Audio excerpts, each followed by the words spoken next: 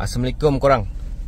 Kali ni saya mau share. Sebelum ni saya ada buat juga video kan pasal auto light ni guys. Okay, sekarang ni waktu masih siang, hari masih siang, tapi kita punya lampu di sini hidup disebabkan kita punya auto light ni.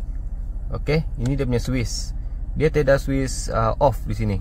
Macam video sebelum ni, saya tukar satu kali stick ni lah supaya dia boleh function off. Yang ni dia auto. Cuma untuk kereta yang baru sekarang ni, macam tidak kisahlah Alza, Azia ataupun lain-lain model, apa nama, cover sensor tu guys. Yang ni, yang ini saya sudah beli.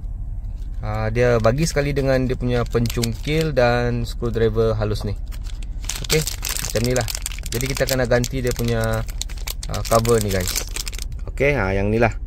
Kalau tengok dia punya cover, dia plastik plastik. Kalau kita banding dengan yang cover asal dipasang, jom.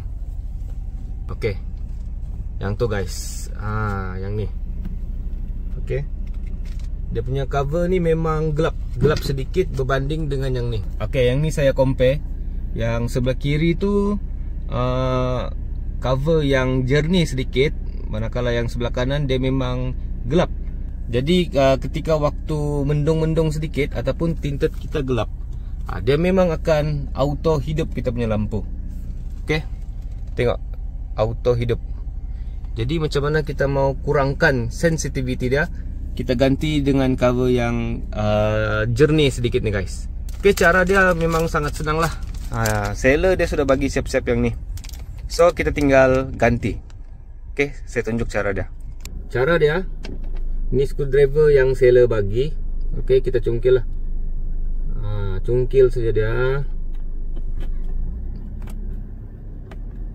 Kadang-kadang dia memang fit sedikit. Kita cuba dulu macam ni guys. Macam keras juga guys.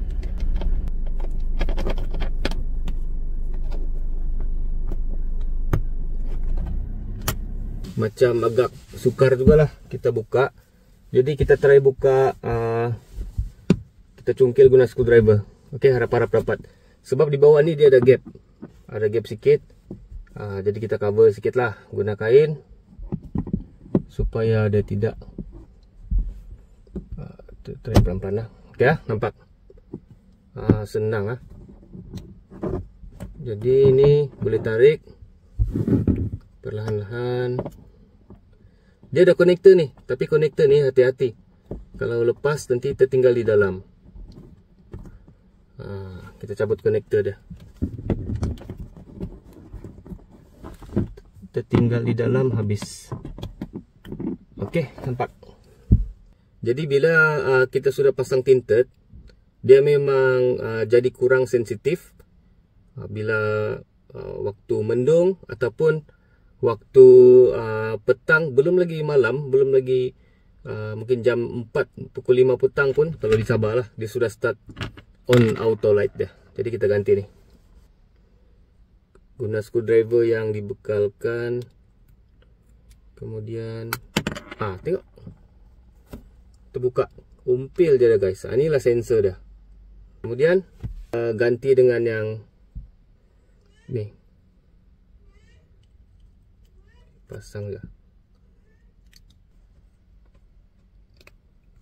Okay, okay, sudah pasang lah. Jadi ini tinggal kita pasang balik sini. Okay, konektor sudah pasang. Kemudian ini kita boleh pasang balik lah. Okay, siap.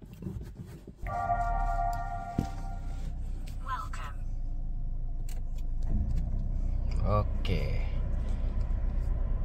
Okay, sekarang yang ni dia auto light padam, dia tidak menyala.